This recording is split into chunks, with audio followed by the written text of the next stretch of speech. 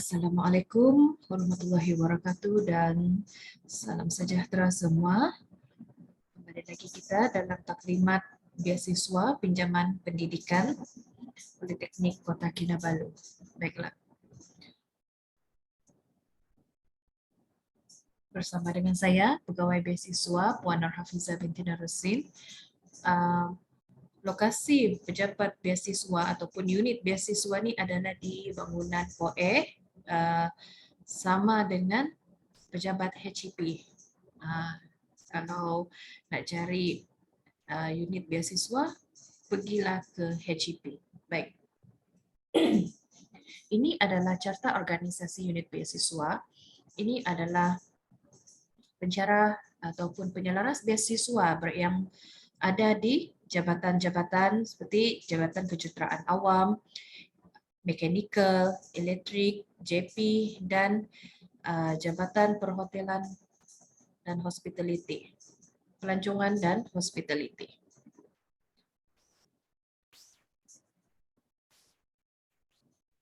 Seterusnya, perkhidmatan yang disediakan di unit beasiswa ni adalah memberi maklumat mengenai cara permohonan beasiswa, mengenai pinjaman dan bantuan pendidikan serta tuntutan yuran. Maksudnya boleh memohon pengesahan pelajar untuk urusan tuntutan wang KWSP. Apa-apa yang berkaitan dengan beasiswa ataupun pinjaman boleh merujuk kepada saya di unit beasiswa.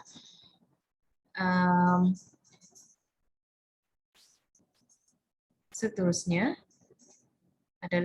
ini adalah senarai beasiswa atau model mahasiswa yang ditawarkan buat masa inilah. Kita ada BKNS, Beasiswa Kerajaan Negeri Sabah, Jabatan Perkhidmatan Awam Malaysia, POK Foundation, MyBF. MyBF ni di bawah YTN, Yayasan Tenaga Nasional.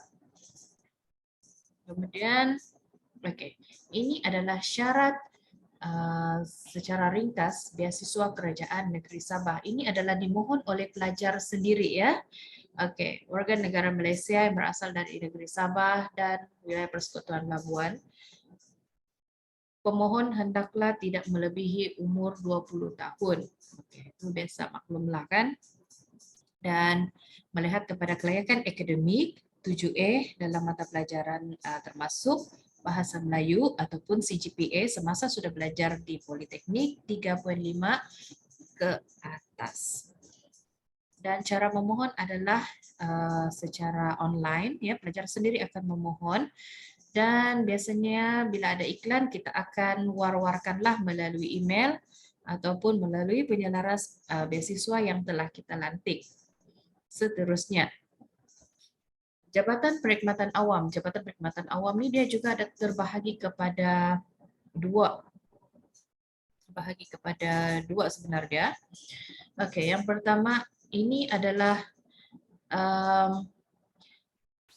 di bawah program dan mahasiswa B40 untuk pelajar yang sepenuh masa. Yang satu lagi adalah CBBP, cuti belajar bergaji penuh. Itu lebih kepada pelajar-pelajar yang sudah bekerja dan memohon untuk mendapatkan beasiswa. Baiklah, yang kita cerita sekarang ini adalah pelajar-pelajar yang sepenuh masa seperti Anda semua dan memohon juga secara online di laman web Jabatan Perkhidmatan Awam. Boleh dilihat di sini syarat-syaratnya. Warga negara Malaysia tidak menerima bantuan keuangan daripada mana-mana agensi dan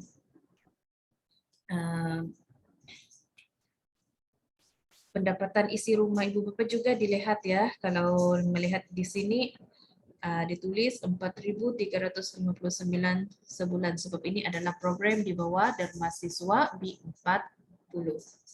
Seterusnya POK Foundation. POK Foundation ni juga secara online. Jumlah tajaan adalah 9,000 setahun dan syarat CGPA-nya adalah 3 pointer ke atas. Sekiranya ada peluang ataupun dibuka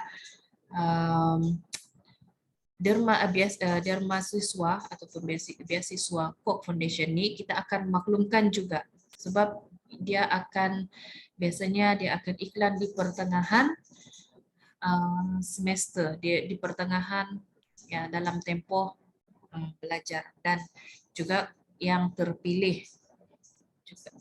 Oke. Seterusnya, ini program beasiswa My Brighter Future, MyBF, ditaja oleh YTN.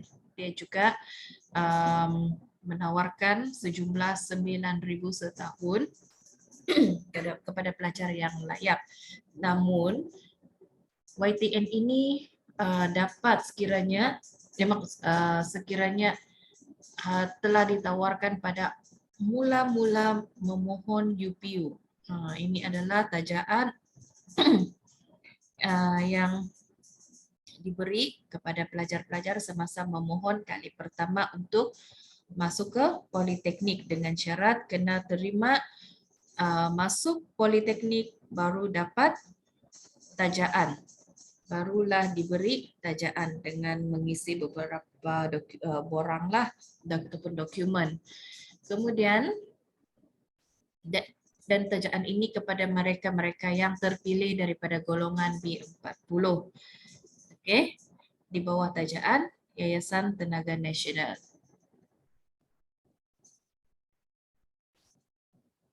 Ini adalah senarai pinjaman pendidikan yang ditawarkan, yang boleh kita memohonlah, seperti Perbadanan Tabung, PTPTN, Yayasan Negeri Sabah, Yayasan Bank Rakyat, Yayasan Negeri-Negeri di Malaysia, dan juga kita ada senarai bantuan pendidikan yang ditawarkan, yaitu Yayasan sama macam tadi, Yayasan Sabah, Kementerian Pendidikan Malaysia, OKU, dan PPK, Bank Rakyat, Baitul Mal Negeri Sabah, Pusat Zakat Negeri Sabah. Ini cuma pelajar-pelajar kena mohon sendiri juga, dan kita cuma akan mengeluarkan surat pengesahan pelajar daripada unit beasiswa ataupun HEP lah. Seterusnya, Kementerian Pendidikan ini adalah bantuan khas yang diberikan oleh Kementerian Pendidikan Malaysia. Baik. Pelajar pendidikan khas PPK yang kategori pendengaran, bantuan ini diberikan oleh Kementerian Pendidikan Malaysia dan nilai bantuan adalah 3.400 setiap semester.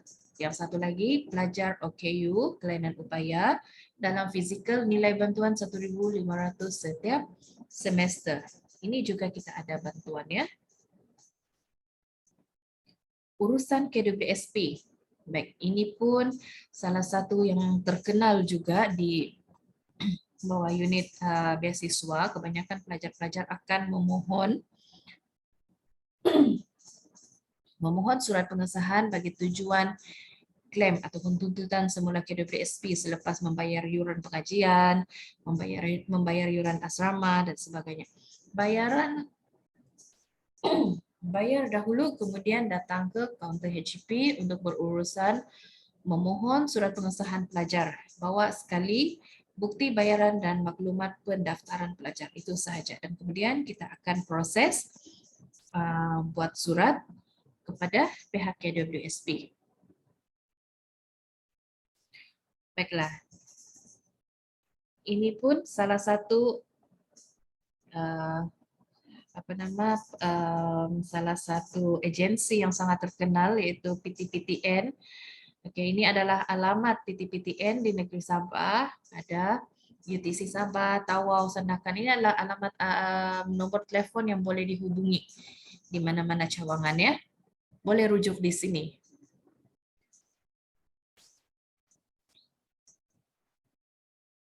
Seterusnya kita akan mendengar taklimat daripada pegawai PTPTN sendiri. Dia akan menerangkan dengan lebih jelas lagi berkenaan cara memohon pinjaman PTPTN. Assalamualaikum dan selamat sejahtera. Saya hari ini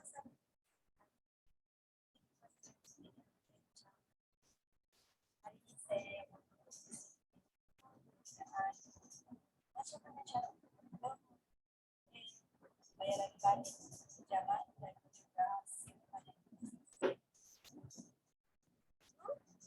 Saya akan terangkan sedikit.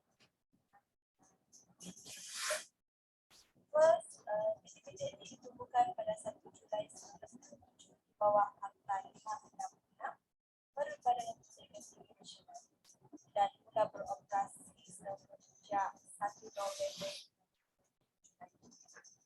PTPTN adalah menjadi peneraju institusi tabung universiti negara dan simpanan pinjaman dan simpanan secara efektif berlandaskan konsep cemerlang, berintegriti dan simpanan. Objektif PTPTN adalah untuk membuka peluang masa depan yang lebih cemerlang melalui manfaat dan nilai tambah yang diperoleh daripada pendidikan tinggi. Terdapat 64 cawangan di seluruh negara, cawangan PTPTN yang beroperasi dan ibu pejabat terletak di Menara PTPTN Medan. 3 fungsi utama PTPTN iaitu pembiayaan pendidikan, simpanan pendidikan dan fungsi lain yang diamanatkan oleh undang-undang berfungsi. Okey, sekarang kita pergi kepada pinjaman PTPTN. Statistik pinjaman pendidikan PTPTN semenjak 1997 lagi terdapat 3.51 juta peminjam dan 180,000 peminjam baru bagi setiap tahun. Dan daripada jumlah tu 72,571 peminjam yang mendapat pengecualian bayaran balik.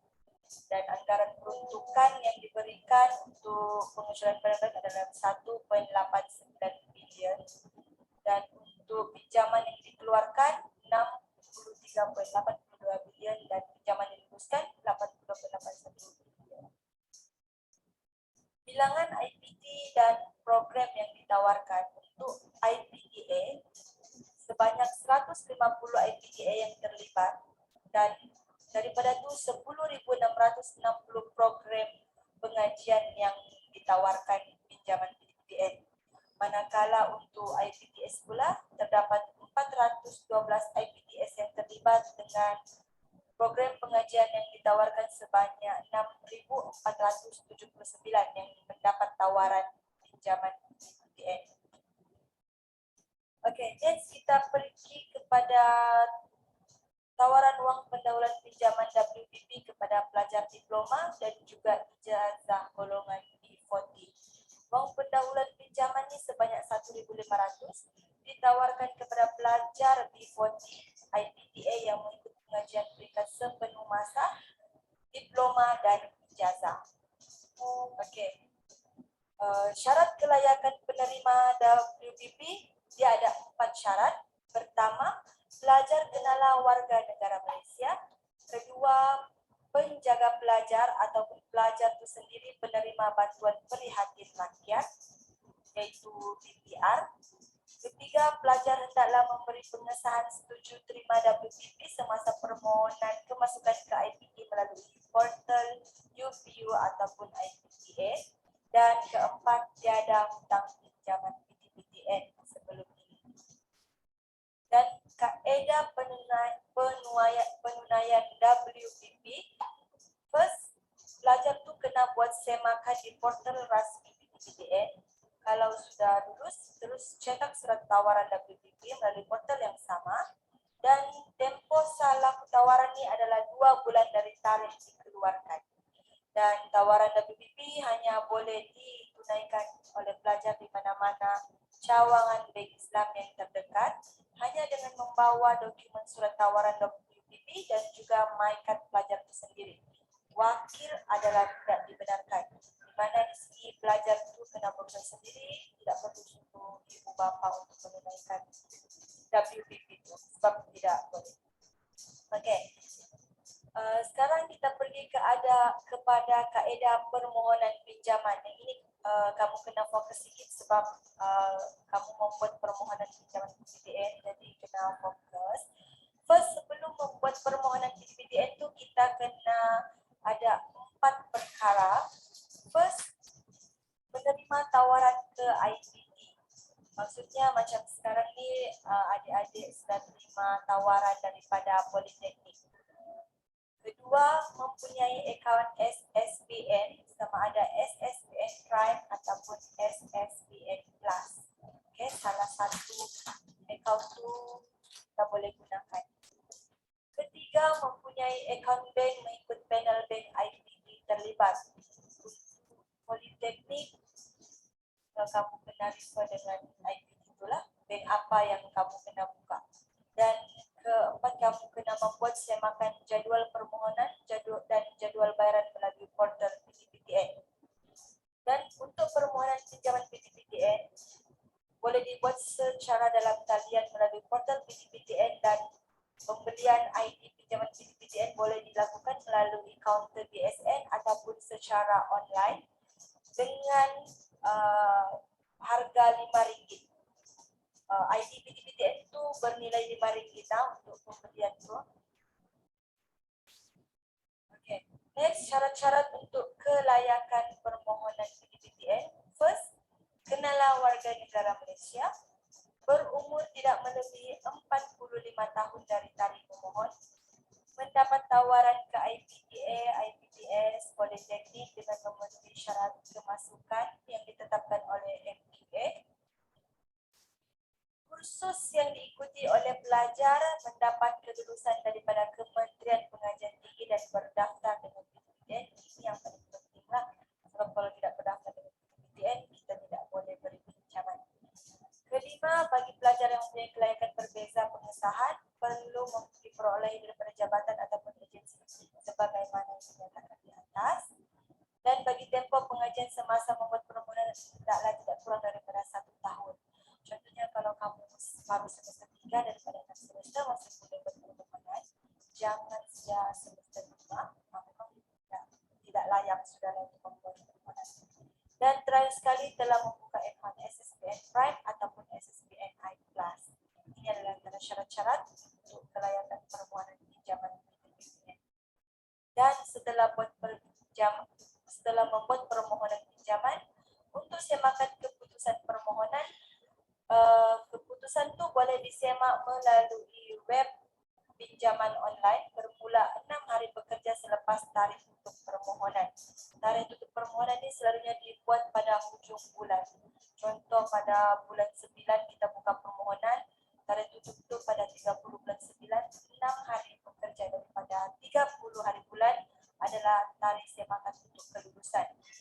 Permohonan yang diluluskan oleh pinjaman PTPTN tidaklah dicetak. Permohonan yang dihendaki mencetak dokumen tawaran pinjaman. Pinjaman tu kamu kena cetak kalau sudah diluluskan.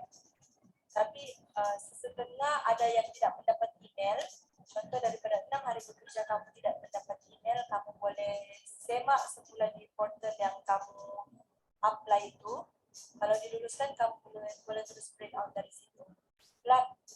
Next, pelajar perlu menghantar dokumen perjanjian pinjaman dengan lengkap sebanyak 2 set berserta stem hasil yang dilekatkan di perjanjian dan juga salinan surat tawaran IPTA. Dan tawaran pinjaman PTPTN hanya sah dalam tempoh 14 hari sahaja daripada tarikh kelulusan. Dan dokumen tawaran boleh diserahkan di mana-mana pejabat PTPTN yang terdekat dengan kawasan. Dan kelulusan tempoh pinjaman ditentukan mengikut semester semasa. Tawaran pinjaman akan dibatalkan atau ditarik balik sekiranya didapati berlaku kesilapan tawaran ataupun pemalsuan maklumat. Jadi sebelum kamu hantar perjanjian tu, setelah disemak oleh pegawai PTPTN, jika dorang batalkan memang akan ada kesilapan lah. Pengeluaran pinjaman kepada pelajar. Pertama, pengeluaran pinjaman pertama dibuat setelah pelajar memulangkan dokumen perjanjian lengkap kepada PTPTN. Jadi ingat, asal sudah dapat surat tawaran, perjanjian itu kamu kena pulangkan. Perjanjian itu pulangkan, kalau tidak, memang pinjaman itu tidak akan dibayar. Sebab setengah ni dia tanda sendiri terima, lepas tu dia abaikan. Lepas tu berapa bulan kemudian tanya kenapa PTPTN saya tidak masuk, sebab dia tidak pulangkan perjanjian. Kedua, pengeluaran pinjaman pinjaman bagi semester berikutnya, bermaksud semester kedua setelah kamu meminjam. First, dia masih meneruskan pengajian pada peringkat jurusan dan IPT yang diluluskan. Maksudnya masih meneruskan pengajian di peringkat yang sama. Dan lulus peperiksaan semester sebelumnya dengan uratan nilai grade 2.0 ke atas. Jadi kalau macam contoh semester 1 dapat, semester 2 dapat, tiba-tiba semester 3 kamu tidak dapat, kemungkinan disebabkan keputusan peperiksaan kamu di bawah 2.0. Itu adalah salah satu sebab juga kenapa pinjaman PTPTN ditahan. Okey. Kadar pinjaman PTPTN setahun untuk program sepenuh masa bagi peringkat IPTA dan Politeknik di sini. Saya bagi untuk contoh diploma, maksimum 1 tahun kamu akan dapat yang dapat full 100% pinjaman akan dapat 4.750 1 tahun. 1 tahun tu ada 2 semester, jadi 4.750 tu kamu bahagi dengan 2. Manakala yang mendapat 75% pinjaman, kamu layak menerima 3.560 dan 50% hanya 2.380 setahun. Manakala bagi peringkat ijazah sarjana muda, 6.650 untuk maksimum kelulusan, 4.990 untuk 75% kelulusan dan 3.330 untuk 50%. Okey, sebab ini untuk diploma ijazah dan sarjana muda yang sebenarnya kamu boleh nampak di slide lah.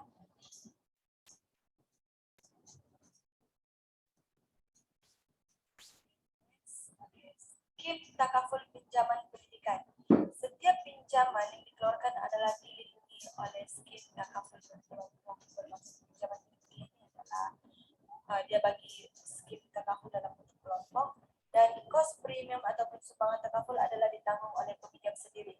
Bermaksud takaful itu sudah include dalam kamu punya pinjaman.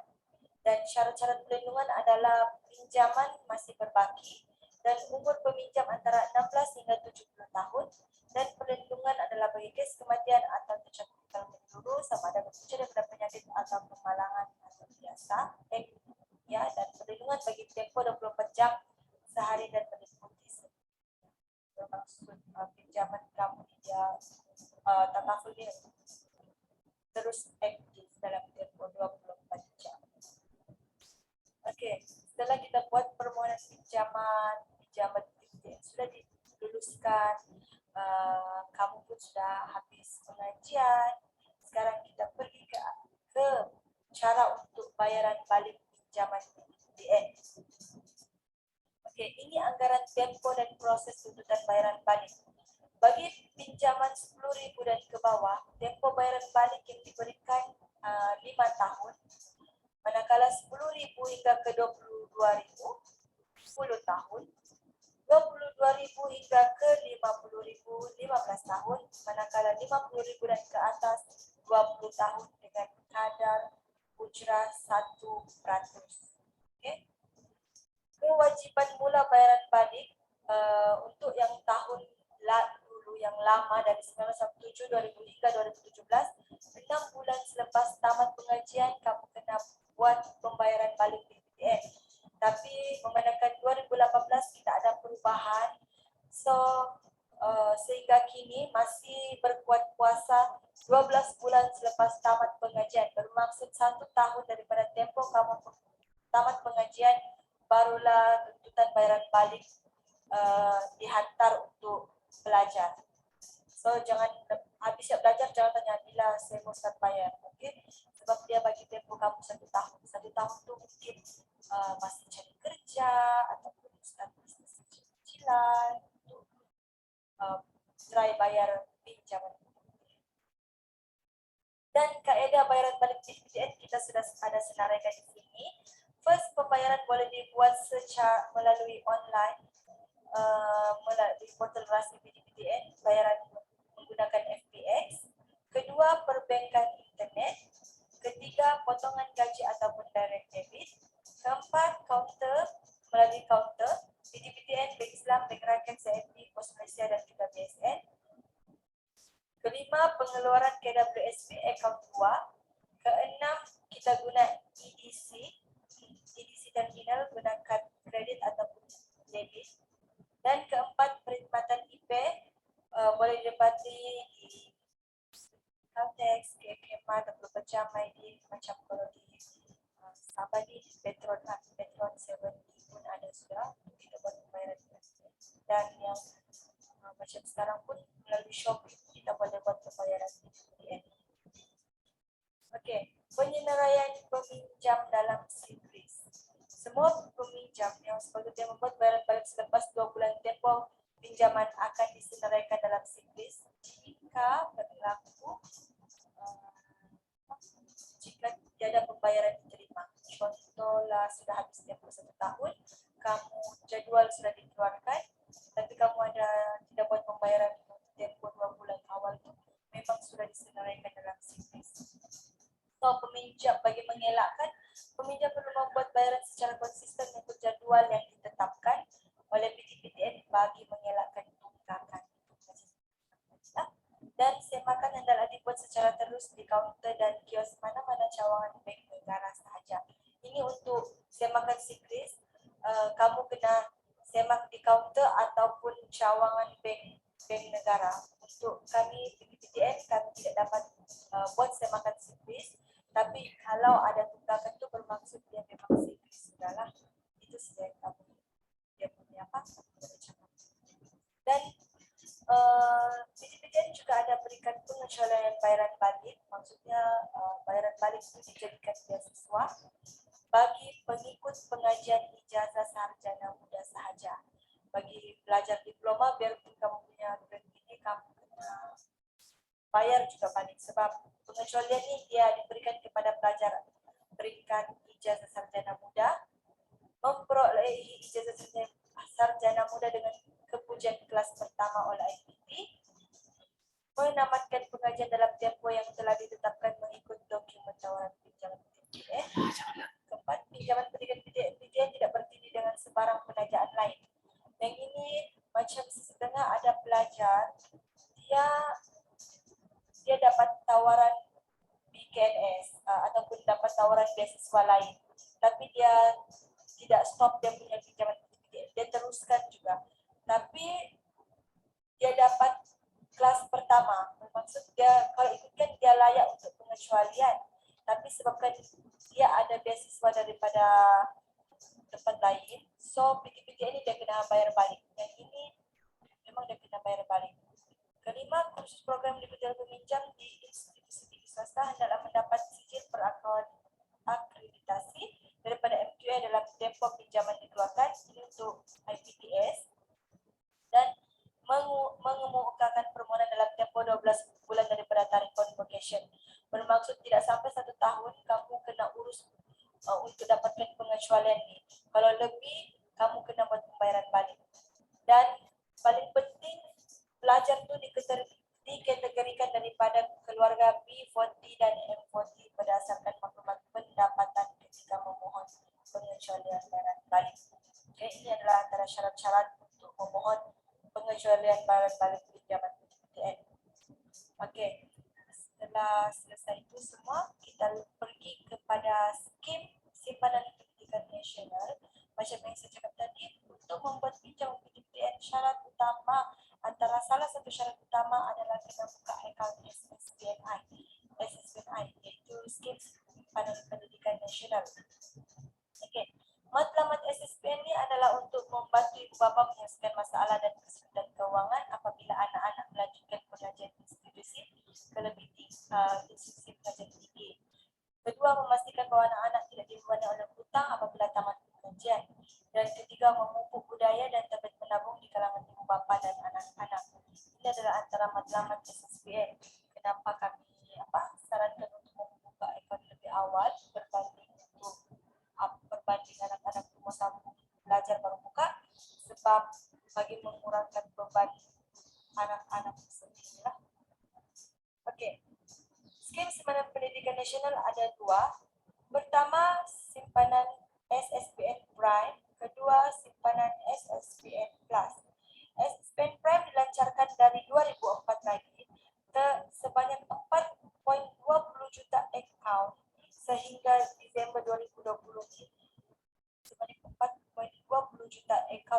dibuka. Dan sebanyak 7.28 bilion untuk deposit dan SSBN Prime ni tiada komitmen bulanan. Manakala SSBN Plus dilancarkan pada 2015, simpanan 2/1 di mana kita ada simpanan berserta perlindungan takaful, dan sehingga 31 Disember ada 617,735 akaun yang telah dibuka dan jumlah deposit sebanyak 590.58 juta. Dan untuk SSBN Plus ni dia ada komitmen bulanan serendah RM30 sebulan. Dan pengendali takaful untuk SSBN Plus ni dia adalah ada 3 pengendali takaful, Hong Leong, takaful ikhlas dan juga Grand Eastern. Okey, keistimewaan SSBN, kita fokus kepada SSBN Prime sebab ini adalah untuk pelajar-pelajar. First, boleh buat pelepasan taksiran cukai. Jadi ini kalau macam ada contoh ibu bapa yang kena cukai, boleh buka akaun SSBN untuk anak bagi melayakkan pelepasan cukai. Dan perlindungan takaful percuma bagi simpanan RM1,000 dan ke atas. Kadar dividen yang kompetitif dan geran sepadan sehingga RM10,000 untuk satu keluarga yang layak.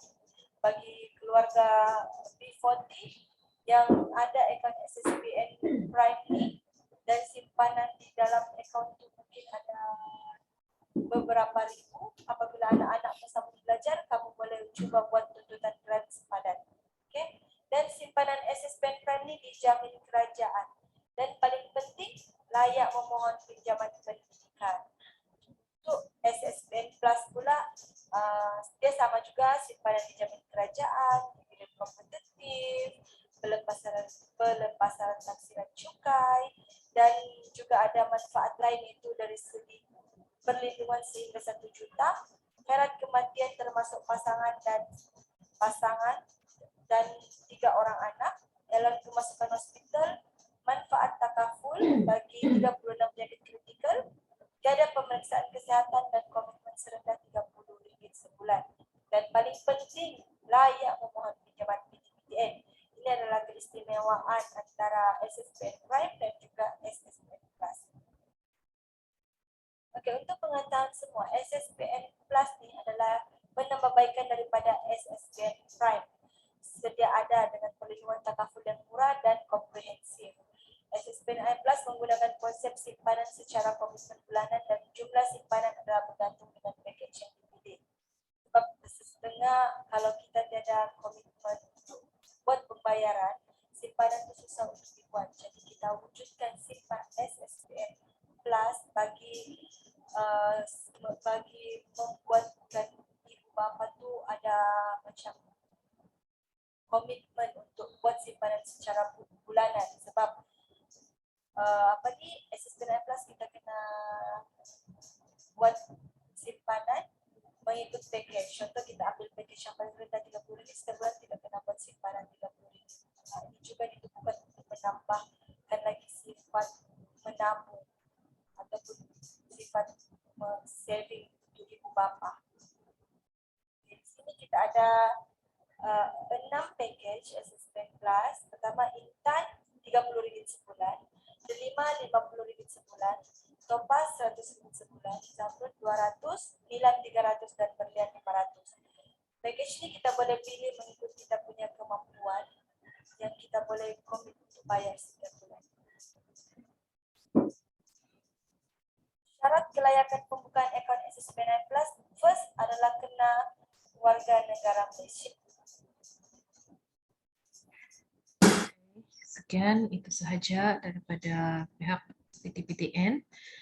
Jika ada apa-apa persoalan, bolehlah berhubung dengan kami dengan saya di unit beasiswa. Baiklah, setakat ini sahaja. Sekian, terima kasih.